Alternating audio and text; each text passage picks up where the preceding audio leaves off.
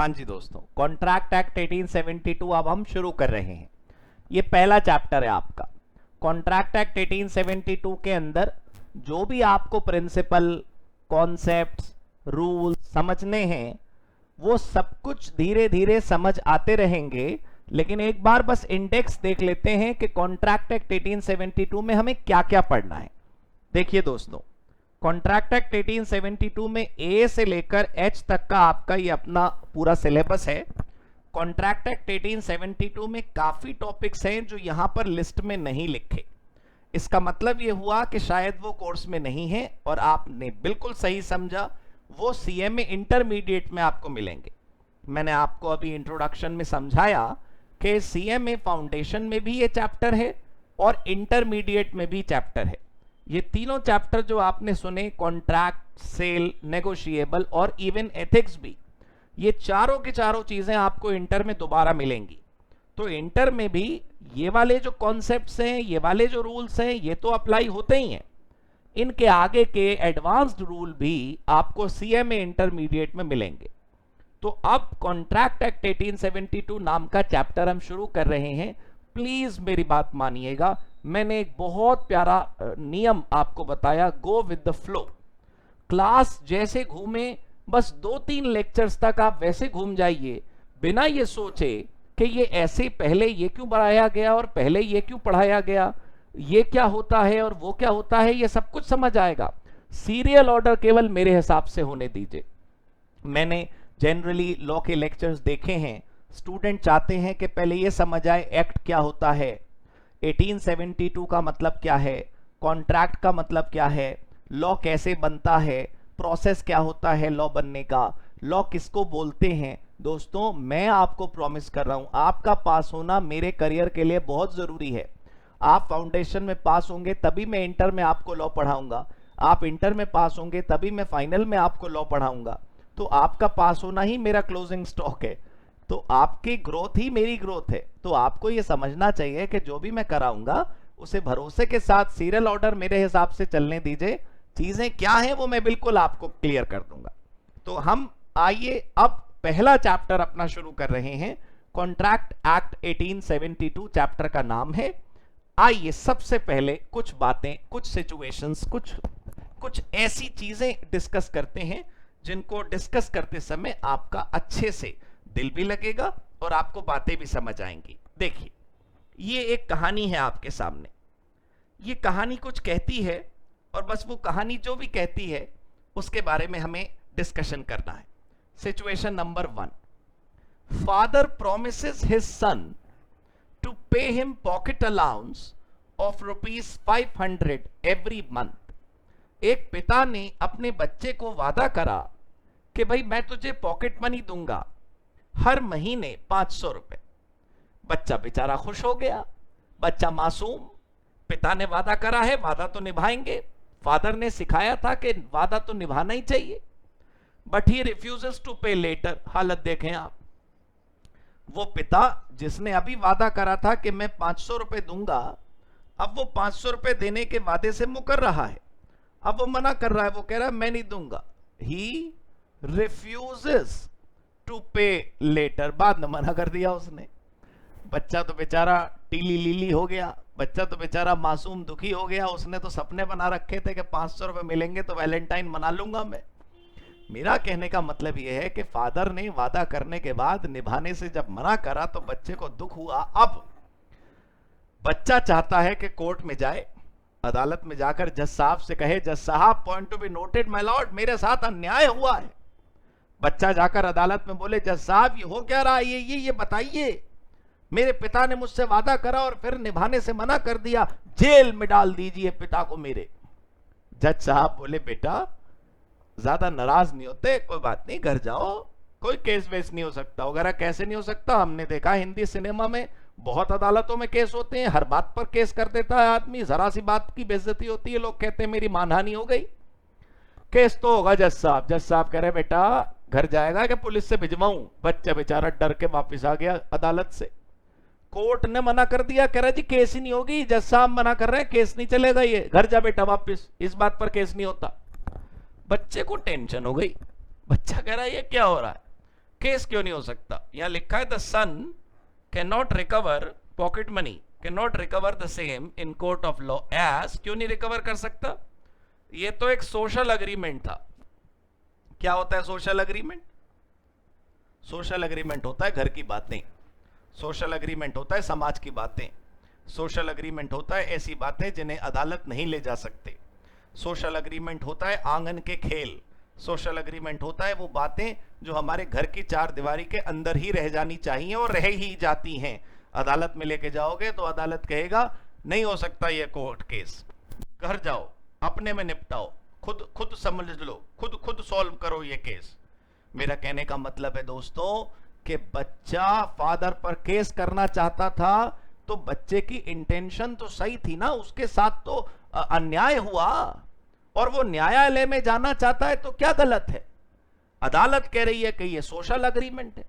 इसका मतलब शायद ये हुआ कि परिवार के अंदर और समाज के अंदर और घर के अंदर आंगन के अंदर जो हमारी बातें होंगी सही हो या गलत, हम उन्हें अदालत नहीं ले जा सकते। पता नहीं भाई सोशल अग्रीमेंट किसे कहती है, अभी बता रहा हूं आपको, रुकिए 10 मिनट। अदालत ने क्यों मना कर दिया इसको केस करने से, क्यों, अभी बता रहा हूं वो सब कुछ आपको, और बड़ा पिक्चर दिखाऊंगा आपको, बिल्कुल क्लियर हो जाएगा सब कुछ। लेकिन कहानी ध्यान रखना दोस्तों, ये एग्जाम्पल्स नहीं है, ये सिचुएशंस नहीं है, ये कॉन्ट्रैक्ट एक्ट के 40 नंबर है जो तुम्हारे अंदर आने वाले हैं। तुम सपने में भी कॉन्ट्रैक्ट एक्ट का सवाल आएगा तो गलत नहीं करोगे, देखना तुम सिर्फ मेरी बात को पी जाओ कि फादर ने बच्चे से वादा करा और वादा निभाया नहीं और फिर भी बच्चा फादर पर केस नहीं कर पा रहा, कितना गलत हो रहा है। अब ये गलत है या सही, ये आने वाले पल में आपको पता चलेगा, राइट। एक और कहानी देख लें, आइए देखिए दूसरी situation. Husband agreed to pay to his wife certain amount as maintenance every month while he was abroad. ओहो, पति देव विदेश गए हैं, husband is not in India, he promises his wife to pay some amount every month for maintenance। भाई पति कहता है कि मैं विदेश जा रहा हूं और तुझे हर महीने पैसे भेजता रहूंगा, घर कैसे चलेगा वरना। पत्नी कह रही है जी जी जी जी बिल्कुल बिल्कुल, thanks a lot. Husband went abroad, और पैसे भेजे कि नहीं भेजे? ऑब्वियसली नहीं भेजे दोस्तों, भेज दिए होते तो हम लॉ की क्लास में इस कहानी को डिस्कस न करते, भेज दिए होते तो आज हम इस बात के बारे में बात न कर रहे होते। Husband agreed to pay to his wife certain amount as maintenance every month while he was abroad. Husband failed to pay the promised amount, पति ने पैसे देने से मना कर दिया, बिल्कुल उसी तरह जैसे पिछली कहानी में पिता ने पैसे देने से मना कर दिया था। भाई सोचिए, पिछली कहानी में तो बच्चा केस करने चला गया था अदालत में, तो यहां पत्नी साहिबा नहीं जाएंगी केस करने, पहुंच गई मैडम भी अदालत। जज साहब से जाकर बोली जज साहब अन्याय हुआ मेरे साथ, पति विदेश में चले गए और मुझसे कहते थे हर महीने पैसे भेजूंगा, अब कैसे घर चलेगा जज साहब, पैसे नहीं भेज रहे ये। अदालत बोली ऐसा मैडम जल्दी से वापस हो लो, कोई केस नहीं होगा, बिल्कुल घर के मामले घर में निपटाओ, नमस्ते, चलो go back. Wife sued him for the recovery of the amount, however, वो पैसे रिकवर नहीं कर सकती। Wife could not recover as it is a social agreement। ये कलेश कर रहा है शब्द, ये आग लगा रहा है, ये जो वर्ड है सोशल अग्रीमेंट, इसकी टेंशन हो रही है, ये समझ नहीं आ रहा ये है क्या। Social agreement social agreement social agreement, अरे जो कुछ भी होता है सोशल अग्रीमेंट, ये तो अन्याय कर रहा है। आप सीएमए फाउंडेशन के लॉ के स्टूडेंट हैं, भूल जाइए थोड़ी देर के लिए।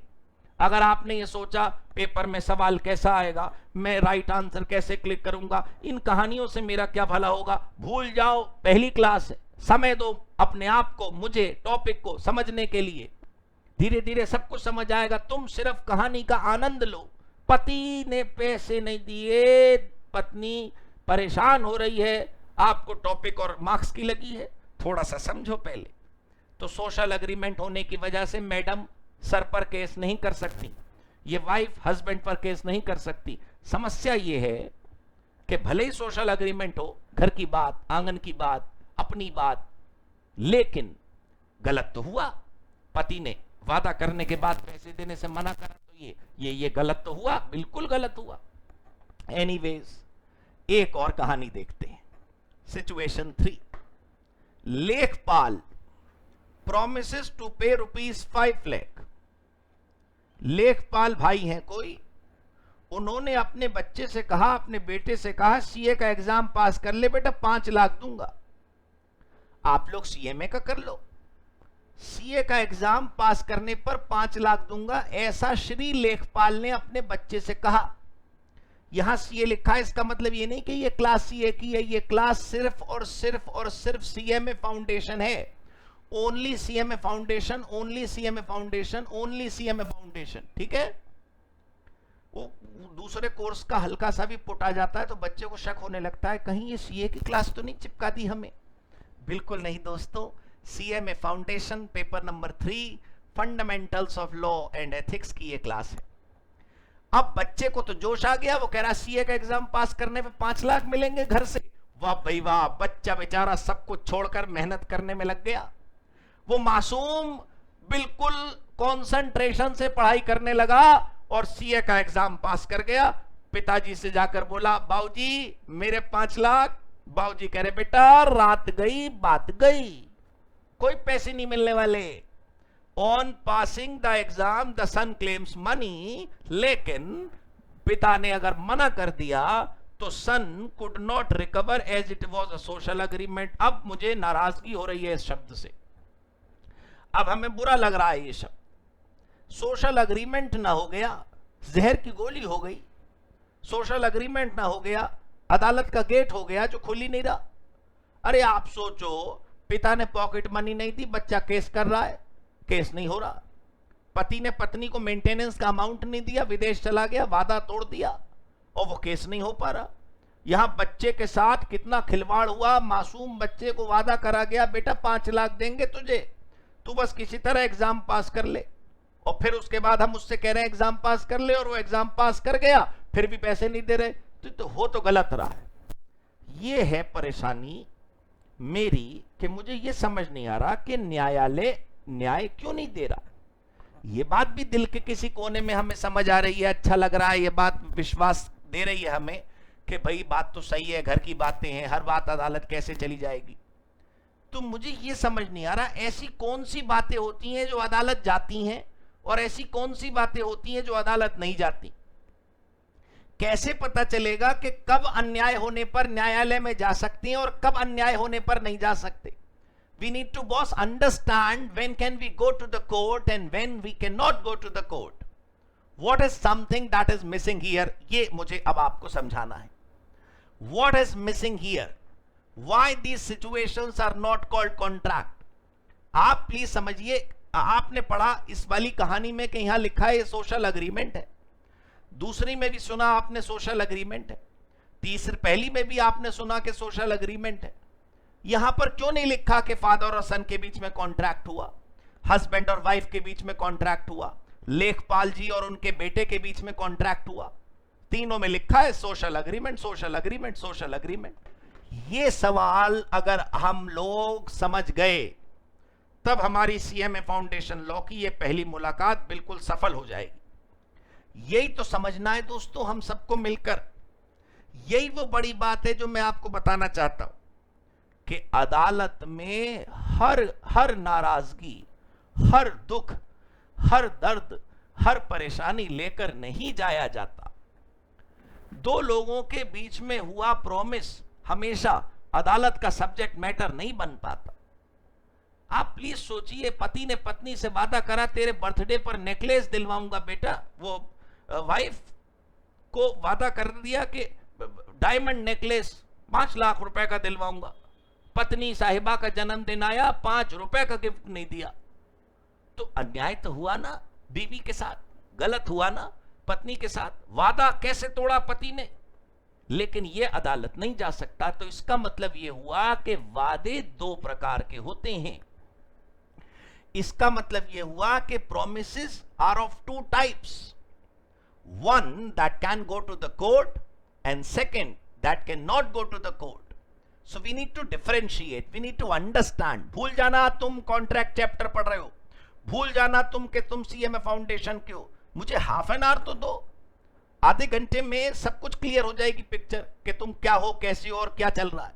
लेकिन तुम सच सुनो, तीनों कहानियां जो मैंने तुम्हें सुनाई, तीनों में एक ना एक प्रॉमिस था जो टूट गया। लेकिन उन तीनों प्रॉमिसेस के टूटने के बाद भी जिसको दुख हुआ वो कोर्ट नहीं जा पाया। इसका मतलब there are promises which can be taken to the court and there are promises which cannot be taken to the court.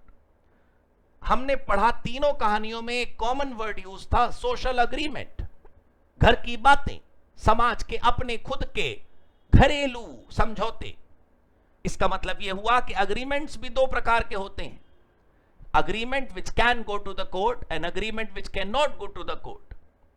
आप किसी बिल्डर से कहिए कि मेरा मकान बनाए और वो मकान कल को बनाते हुए छोड़ दे या बनाना ही शुरू ना करे और आपसे पैसे लेके भाग जाए, यकीनन आप केस कर सकते हैं उस पर। आप प्लीज सोचिए कि अगर आपका होटल है और आपने एक सिंगर को रखा कि वो आपके होटल में आकर गाना गाता है और वो गाना गाने से मना कर देगा पैसे लेने के बाद भी, तो आप केस कर पाएंगे उस पर। आपके साथ अग्रीमेंट हुआ उसका, आपके साथ समझौता हुआ उसका। इसका मतलब in some agreements, in some situations you can take it to the court, but in some other situations you cannot take it to the court. इसका मतलब यह हुआ दोस्तों कि हमारी जिंदगी में हम कुछ समझौते ऐसे करते हैं जो घर के अंदर ही रह जाएं तो बेहतर है, उन्हें अदालत नहीं ले जा सकते, अदालत वापस भेज देगी हमें। उनको बोलते हैं सोशल अग्रीमेंट्स। लेकिन वो वाले अग्रीमेंट जो अदालत जा सकते हैं उन्हें बोलते हैं कॉन्ट्रैक्ट। ये है आज का चैप्टर, कॉन्ट्रैक्ट एक्ट 1872। प्लीज समझने की कोशिश करिएगा। अग्रीमेंट की हिंदी निकालोगे तो समझौता, कॉन्ट्रैक्ट की हिंदी निकालोगे तो समझौता। लेकिन हर समझौता कॉन्ट्रैक्ट नाम से नहीं डिफाइन होता। सिर्फ वो समझौते जिनको आप अदालत ले जा सकते हैं, सिर्फ उन समझौतों को हम कॉन्ट्रैक्ट कहते हैं। आपको याद दिलाऊं, थोड़ी देर पहले आप मुझसे पूछ रहे थे चैप्टर के नाम के अंदर जो शब्द यूज थे वो तो समझाए नहीं आपने। चैप्टर का नाम क्या था? Contract act 1872। तो आपने बताया कॉन्ट्रैक्ट किसे कहते हैं? अब बताया ना मैंने कॉन्ट्रैक्ट किसे कहते हैं।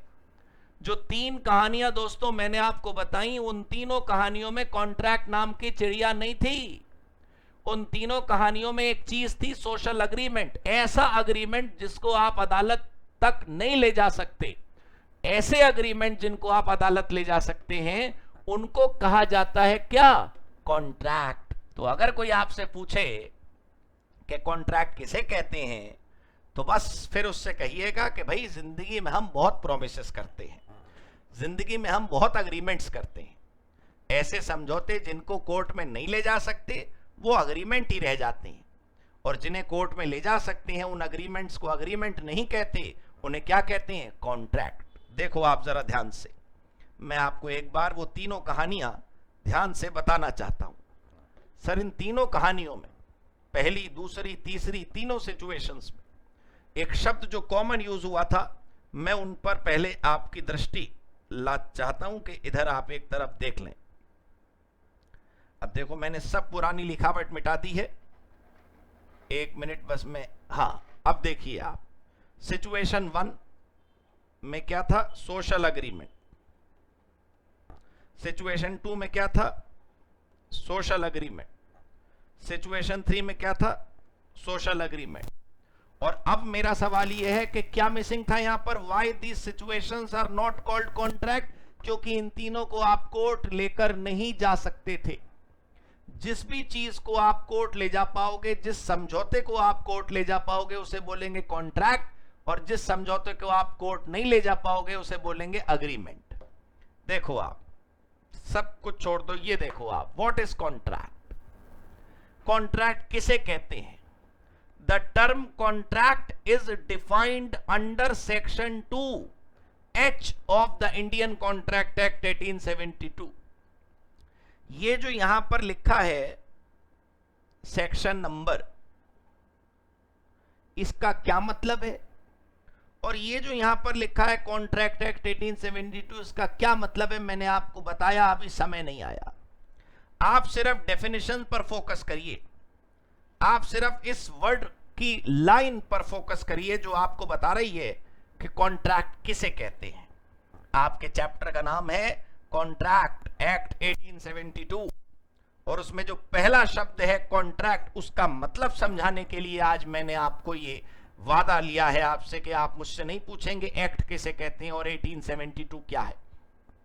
चैप्टर का नाम अगर आप समझोगे, अगर आप चैप्टर का नाम एनालाइज करोगे, तभी तो चैप्टर के अंदर के बारे में पता चलेगा आपको। चैप्टर के शब्द में पहला वर्ड क्या है, चैप्टर के नाम में पहला वर्ड क्या है, कॉन्ट्रैक्ट। कॉन्ट्रैक्ट का मतलब लिखा है एन अग्रीमेंट, एक ऐसा अग्रीमेंट एनफोर्सिएबल बाय लॉ, जिसे लॉ की नजरों में एनफोर्सिएबल माना जाए। एनफोर्सिएबल का मतलब which can be taken to court.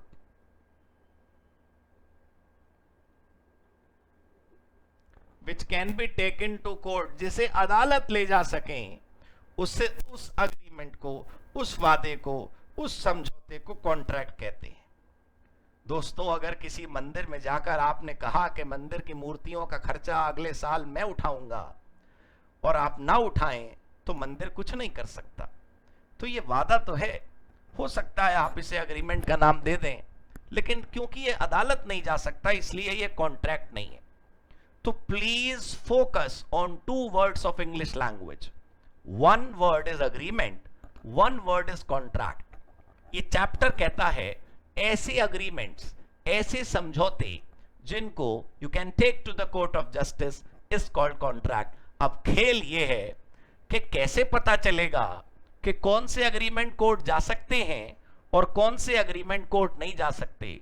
खेल इस बात का है, how do we know what is agreement and what is contract. कैसे पता चलेगा what can go to the court and what can not go to the court, right. ये सारा खेल है जो इस चैप्टर में आपको पढ़ना है। सबसे पहले व्हाट इज सोशल अग्रीमेंट आप अच्छे से समझिए। सोशल अग्रीमेंट क्या होता है वो समझिए, क्योंकि तीनों कहानियों में सोशल अग्रीमेंट ही था। मैं कुछ लिख रहा हूं, आप भी साथ साथ लिखेंगे तो अच्छा रहेगा। लिखिए, social agreements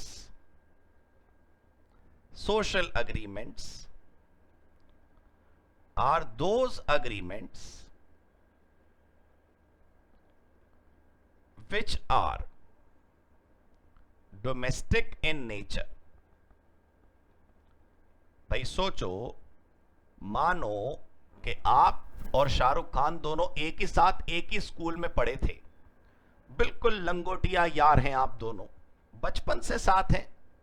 आपने शाहरुख खान को फोन करा, शाहरुख देख अब तू मेरे जन्मदिन पे आजा। शाहरुख खान फिल्म स्टार शाहरुख खान, ठीक है। आपने बोला मेरे बर्थडे पे आजा, देख दिल्ली में हूं मैं, मेरे बर्थडे पे आजा, फैमिली वाले बिल्कुल मतलब तुझसे मिलना चाह रहे हैं यार, तू बस आजा।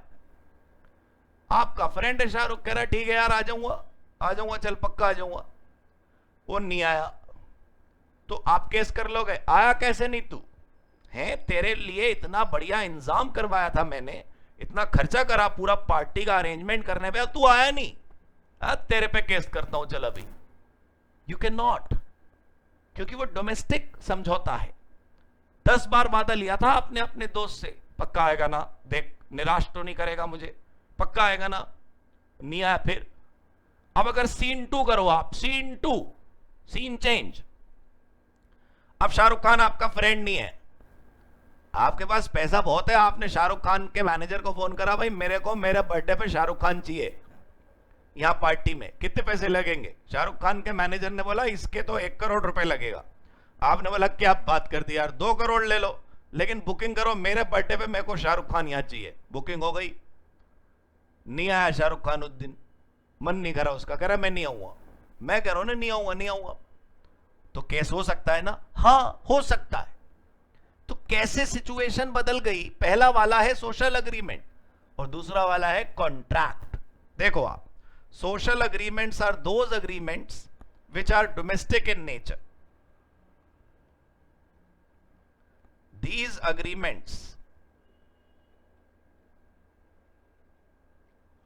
cannot be taken to court, full stop. They lack legal elements legal elements नहीं होते. These are personal in nature. Even if, ये सब आप भी लिखना देखो भाई.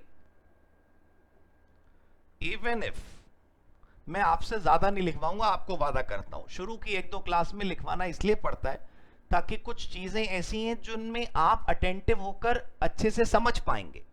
अब वो सब कुछ लिखा होगा और आप बिल्कुल पेन नहीं चलाएंगे तो आप कहीं खो जाएंगे.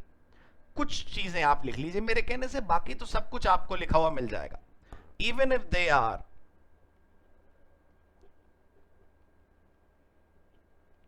नॉट फुलफिल्ड, मतलब अगर वो वादे, वो अग्रीमेंट, वो समझौते नहीं भी फुलफिल हुए,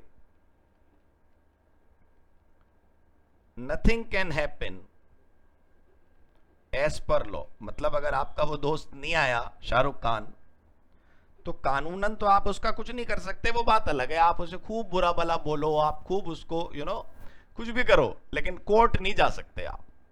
दिस इज सोशल अग्रीमेंट.